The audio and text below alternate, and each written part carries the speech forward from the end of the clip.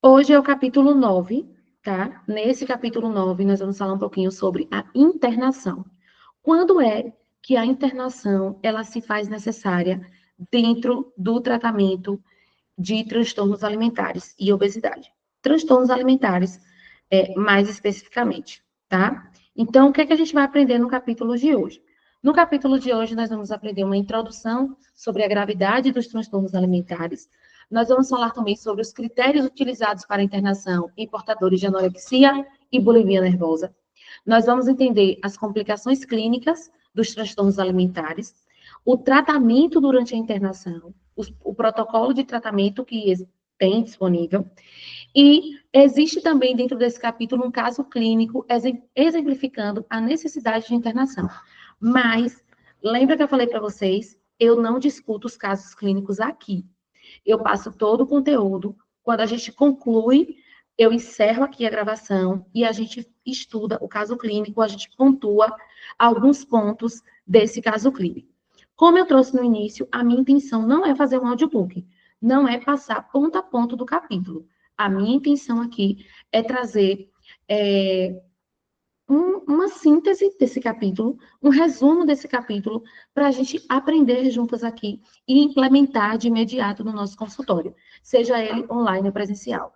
Então, a minha intenção é que vocês fiquem cada vez melhor na prática clínica de vocês, que vocês tenham conhecimento, e se o seu nicho, se o seu público, se a sua demanda aí no seu consultório é comportamento alimentar, é transtornos alimentares e tratamento de sobrepeso e obesidade, você vai ter no YouTube um conteúdo gratuito para você se sentir mais segura na sua prática clínica comigo, tá bom?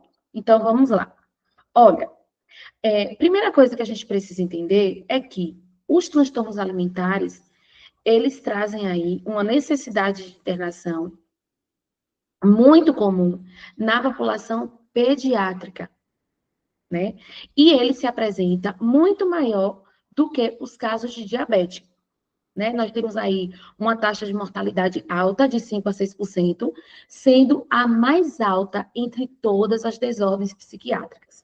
Lembra que na semana passada nós falamos um pouquinho sobre alguns aspectos da anorexia nervosa, né, da bulimia nervosa, e em um dos capítulos, os autores trouxeram como era fácil aplicar o protocolo nesses casos.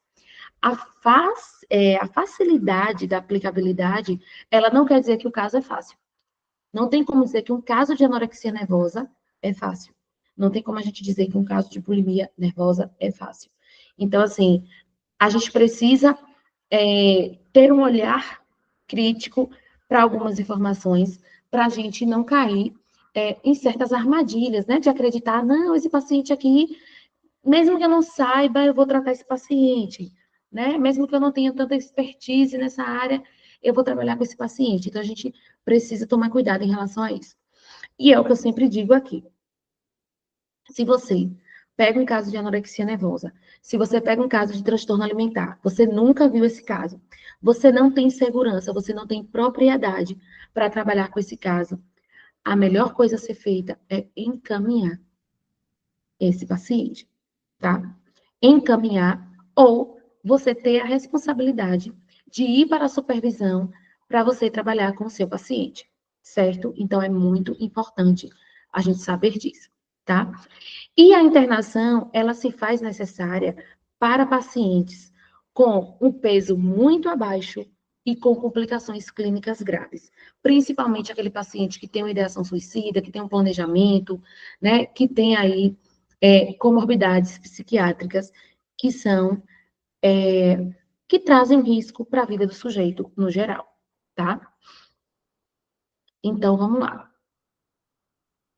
Esse aqui são alguns critérios para indicação de tratamento hospitalar nos transtornos alimentares. Aqui aparece, né, a anorexia nervosa e aqui aparece a bulimia nervosa. E aqui aparece algumas questões em relação à saúde geral do sujeito. São alguns critérios que muitas vezes eles não vão ser tão familiar para a nossa realidade de psicologia, tá? Eles não vão ser tão familiares assim. tem algumas siglas, tem alguns códigos, tem algumas informações que eles trazem, mas o que é importante a gente saber? O que é importante a gente entender aqui, né, desses critérios diagnósticos? É importante a gente conhecer, é importante a gente se atentar para esses critérios. E aqui eu queria pegar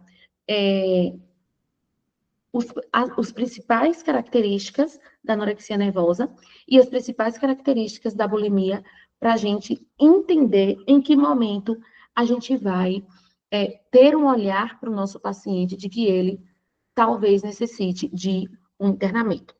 Claro que a realidade brasileira é muito diferente da realidade que esses autores trazem aqui, dos estudos que são trazidos aqui, até porque são estudos feitos nos Estados Unidos, mas a gente precisa compreender todos esses critérios para a gente ter uma atenção com os nossos pacientes na hora do diagnóstico e em que encaminhamento a gente vai trazer para os nossos pacientes, certo?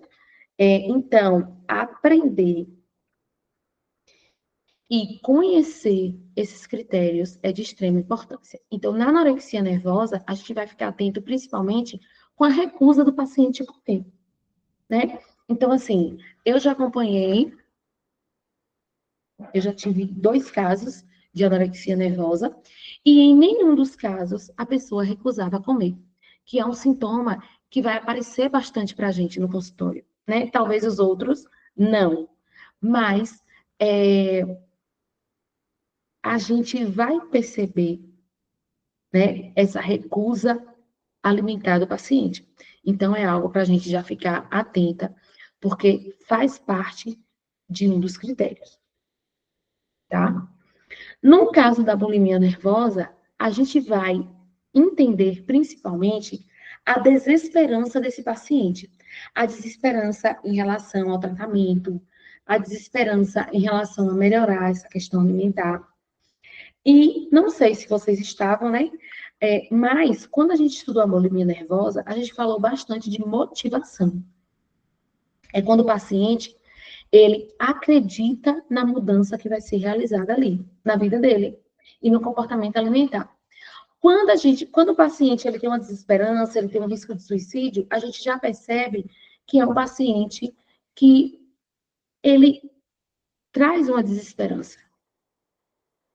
Ele não tem uma motivação para a mudança, porque essa desesperança é uma característica do transtorno, né? Então, a gente precisa ficar atenta a essas questões para a gente intervir de um modo eficaz, principalmente se a gente faz parte de uma equipe multidisciplinar, certo? Então, é importante a gente trazer essas questões, é importante a gente ficar atenta a essas questões, tá? Principalmente se você é aquela psicóloga que tem medo de fazer diagnóstico, que não se sente segura em fazer diagnóstico, que não pega no DSM para nada, é importante a gente começar a se apropriar do nosso lugar no diagnóstico dos nossos pacientes, tá? Muito importante mesmo. E aí, algumas complicações clínicas, elas começam a aparecer, tá? Os transtornos alimentares, eles podem afetar todos os órgãos e complicações podem ocorrer com qualquer peso, certo? É de suma importância agir rapidamente quando se suspeita de um transtorno alimentar em todos os pacientes, para evitar complicações e uma potencial cronicidade da doença. Então, quando a gente age com efetividade e de maneira preventiva, a gente vai o quê? Minimizar essas complicações. Então, existem aí as complicações cardíacas, né? E aqui tem arritmia, tem várias complicações cardíacas que podem aparecer, certo? Existem as complicações gastrointestinais, né? Que tem tudo a ver aí com as questões alimentares. Nós temos também os distúrbios hidroeletrolíticos, né, que são apresentados ali, principalmente naqueles pacientes que fazem vômito repetidamente. Então, esse é um distúrbio que vai aparecer aí nesses pacientes, tá? E também a gente precisa entender as desordens e as complicações psiquiátricas que esses pacientes, eles vão apresentar. Que, inclusive, são essas desordens psiquiátricas que a gente vai se apropriar ainda mais, né? Dentro de todas as complicações clínicas, a gente precisa se apropriar dessas desordens psiquiátricas, porque é onde a gente vai intervir diretamente na nossa prática clínica, tá? Durante o tratamento durante a internação, a gente vai utilizar a TCC.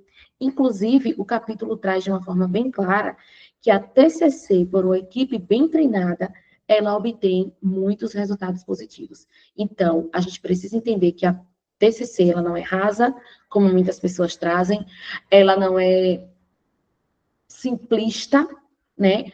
Mas a TCC, ela tem um embasamento e ela traz resultados positivos para o nosso paciente. Ela tem evidência, ela tem eficácia e a gente precisa se apropriar para que a gente coloque em prática de uma maneira assertiva para trazer bons resultados para os nossos pacientes, tá? Tem um protocolo de tratamento aqui no capítulo, tá? Tem um protocolo de reabilitação nutricional. Esse protocolo eu não coloquei aqui no nosso slide. E por que eu não coloquei?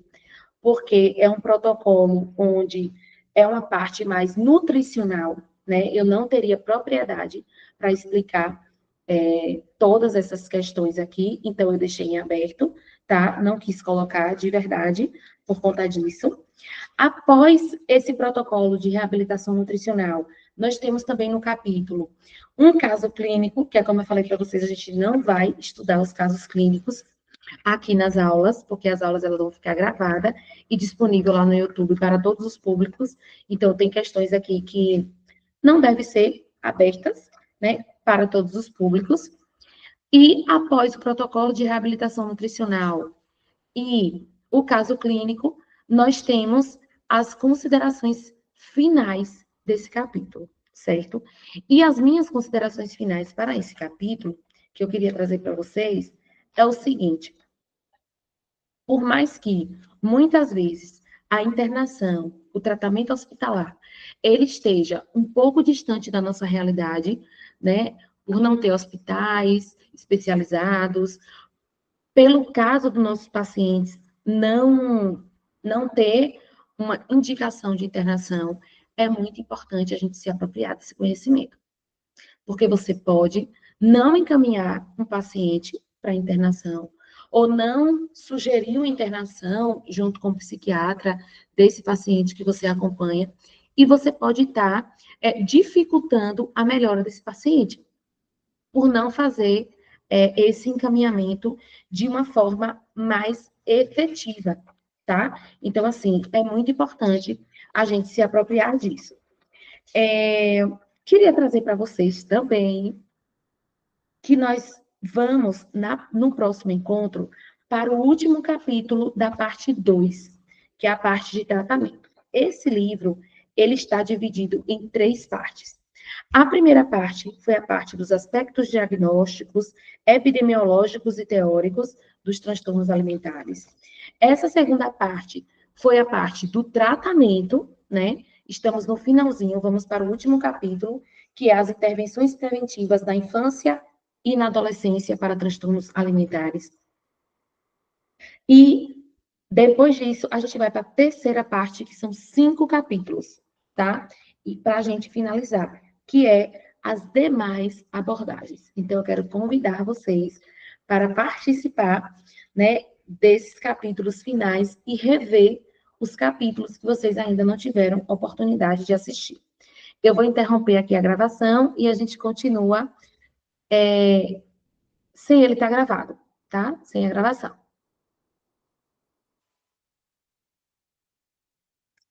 Prontinho. Deixa eu ver. Não, eu só fiz parar o slide. Deixa eu parar a gravação.